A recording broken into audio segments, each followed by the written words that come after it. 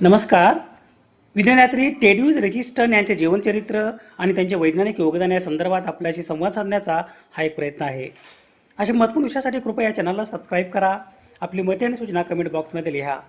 विज्ञानयात्री टेड्यूज रेजिस्टन हे पोलंड आणि स्वित्झर्लंड देशाचे रसायनशास्त्रज्ञ आणि सन 1950 सालच्या शरीरक्रियाशास्त्र, औषधशास्त्र, वैद्यकशास्त्र शाखेच्या नोबेल पुरस्काराची मानकरी. ॲड्रिनल कॉर्टेक्सच्या कॉर्टिसोन या संप्रेरकाच्या पृथक्करणावरील त्यांच्या संशोधन कार्यासाठी एडवर्ड केल्विन केंडाल आणि फिलिप शोल्टर हेंच यांच्यासमवेत त्यांना शारीरिक क्रियाशास्त्र, औषधशास्त्र, वैद्यकशास्त्र शाखेचा नोबेल पुरस्कार देऊन गौरवण्यात आले. थेराप्युटिक्स कॅमेरॉन ही वैद्यकीय उपचारामधील योगदानासाठी दिला जाणारा प्रतिष्ठित पुरस्कार आहे. कॅमेरॉन थेराप्युटिक्स ही सन 2016 स्थापन झालेली एक वैद्यकीय उपकरणे आणि ऑर्थोपेडिक उत्पादने वितरण करणारी कंपनी आहे. तिचे मुख्यालय सेटल अमेरिका येथे आहे. एडिनबर्ग विद्यापीठाद्वारे प्रॅक्टिकल थेराप्युटिक्समध्ये वैद्यकीय उपचारामध्ये महत्त्वपूर्ण योगदान देणाऱ्या संशोधकांना कॅमेरॉन प्राईज फॉर थेराप्युटिक्स हा पुरस्कार दिला जातो.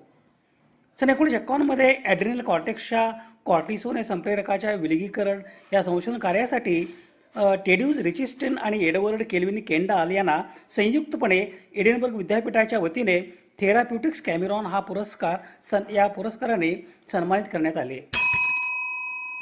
ॲड्रिनल ग्लँड, अधिवृक्क ग्रंथी, सुप्राड्रिनल बॉडी हे मानवी शरीरात दोन्ही मूत्रपिंडांच्या वरच्या भागात त्रिकोणी आकारात असते.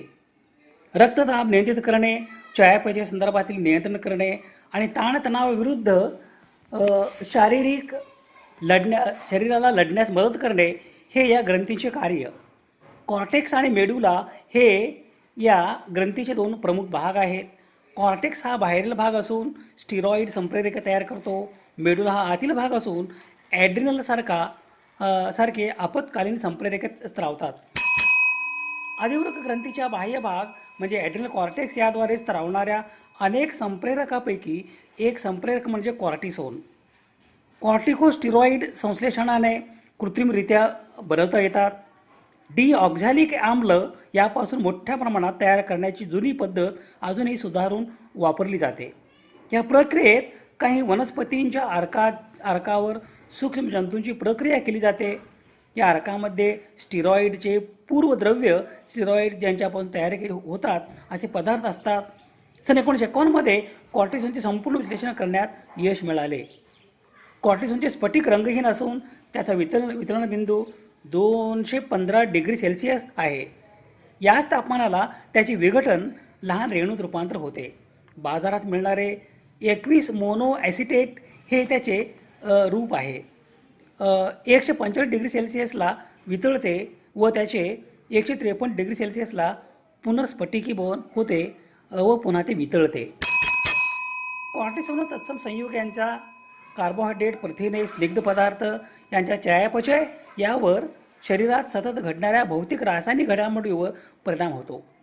ही सर्व संयुगे यकृतातील ग्लायकोजनचा साठा वाढवितात, म्हणून त्यांना ग्लुकोकॉर्टिकॉइड्स असे म्हणतात. कॉर्टिसोन मूत्रपिंडावर परिणाम करते, त्यामुळे क्षार, अल्कली व पाणी हे शरीराबाहेर टाकले न जाता त्यांचा शरीरात संचय होतो. अनेक रोगामध्ये होणारा शोथ, दाहयुक्त सूज कॉर्टिसोनमुळे थांबतो. या गुणधर्मामुळे ते एक प्रभावी औषध बनले आहे. अधिवृक्क ग्रंथीच्या स्त्रावाच्या न्यूनतेमुळे उत्पन्न होणाऱ्या रोगावर, उदाहरणार्थ ॲडिसन रोग, कॉर्टिसोन हा एक प्रभावी व पर्यायी औषध आहे. संधिवात, विशिष्ट ॲलर्जी, दमा, डोळ्याचे, त्वचेचे विकार रोगास कॉर्टिसोन उपयुक्त ठरले आहे. या रोगांची कारणे कॉर्टिसोन नाहीशी करू शकत नाहीत, पण त्यामधील शोथावर परिणाम करून रोगाचा जोर कमी करतो. कॉर्टिसोन जितके प्रभावी औषध आहे तितकेच त्याचे दुष्परिणामसुद्धा जोरदार आहेत. ते फार काळ देत राहिल्या रक्तदाब वाढणे, मधुमेह तीव्रता वाढणे, सूक्ष्म जंतूमुळे होणाऱ्या काही सांसर्गिक रोगांचा जोर वाढणे, लहान मुलामध्ये वाढ रोखली जाणे इत्यादी दुष्परिणाम आढळून येतात. वैद्यकीय सल्ल्याशिवाय त्याचा वापर करणे धोकादायक आहे. कॉर्टिसोल आणि अल्डोस्टेरोन या संप्रेरकाच्या शरीरात अपुरे प्रमाण झाल्यास ॲडिसन्स रोग होतो. हा दुर्मिळ व गंभीर आजार आहे, ज्यामध्ये अधिवृक्क ग्रंथी आवश्यक तेवढी संप्रेरके तयार करू शकत नाहीत. प्रतिकारशक्तीचा बिघाड होणे, शरीराची रोगप्रतिकारशक्ती चुकून स्वतःच्याच ॲड्रेनल ग्रंथीवर हल्ला करणे, क्षयरोग हे या आजाराचे प्रमुख कारण मानले जाते. इतर तीव्र जीवाणू किंवा फंगल संसर्ग आणि ॲड्रेनल ग्रंथीमध्ये रक्तस्राव किंवा गाठ होणे हे ॲडिसन्स रोगाची कारणे आहेत. सतत तीव्र थकवा येणे, अशक्तपणा, पोटदुखी, त्वचेचा रंग काळपट होणे हे या रोगाचे मुख्य लक्षणे आहेत. टेड्यूस रिचिस्टिन यांचा जन्मदिनांक 20 जुलै 1897 रोजी रशियन साम्राज्याच्या ओलोवेक येथे झाला. सन 1905 मध्ये संपूर्ण रशियन साम्राज्याच्या झालेल्या हिंसक प्रोग्राममुळे टेड्यूस रिचिस्टन यांच्या वडिलांनी कुटुंबासाठी स्थलांतराचे पर्याय शोधण्यास सुरू केले. जेनी जर्मनी येथील बोर्डिंग स्कूलमध्ये टेड्यूस रिचिस्टन यांचे शालेय शिक्षण पूर्ण झाले. 2 वर्षानंतर सन 1907 मध्ये संपूर्ण कुटुंब झुरिच स्वित्झर्लंड येथे विस्थापित झाले.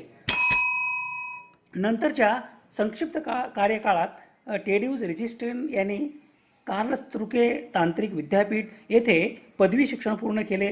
सन 1933 मध्ये झुरिच येथील ATHZ रासायनिक प्रयोगशाळा येथे नोकरी करण्यास सुरुवात केली.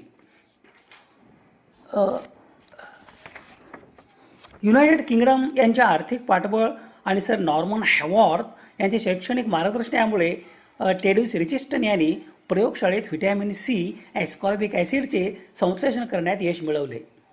सन 1937 मध्ये टेड्यूस रिचिस्टन यांची झुरिच येथील ETHZ येथे सहयोगी प्राध्यापक म्हणून नियुक्ती झाली.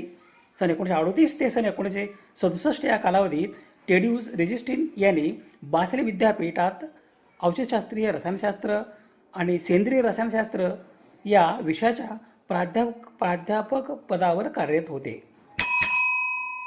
दिनांक 1 ऑगस्ट 1996 रोजी स्वित्झर्लंडमधील बासेल येथे टेड्यूस रिचिस्टन यांचे निधन झाले.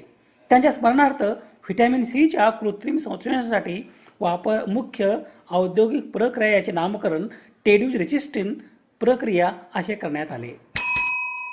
व्हिटॅमिन C ॲस्कॉर्बिक आम्ल याचे व्यावसायिक उत्पादन मुख्यत्वे टेड्यूस रिचिस्टन या प्रक्रियेद्वारे किंवा आधुनिक किण्वन पद्धतीने डी ग्लुकोजपासून केले जाते.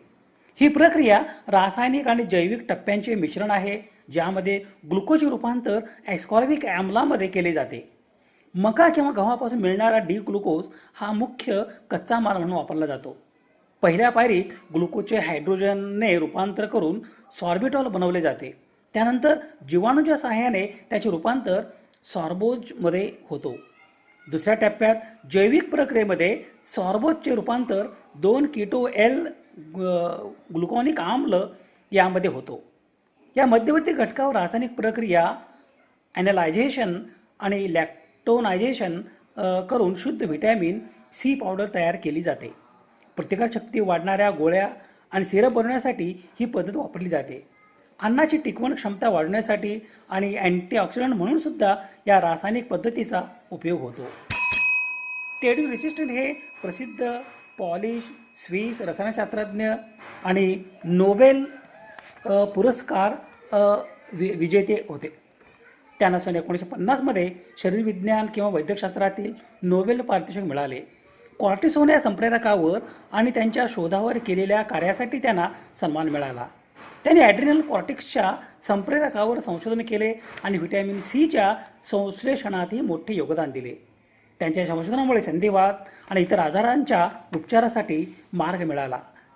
त्यांनी सन 1933 मध्ये व्हिटॅमिन C ॲस्कॉर्बिक ॲसिडच्या औद्योगिक उत्पादनासाठी रिचिस्टन प्रक्रिया शोधून काढली.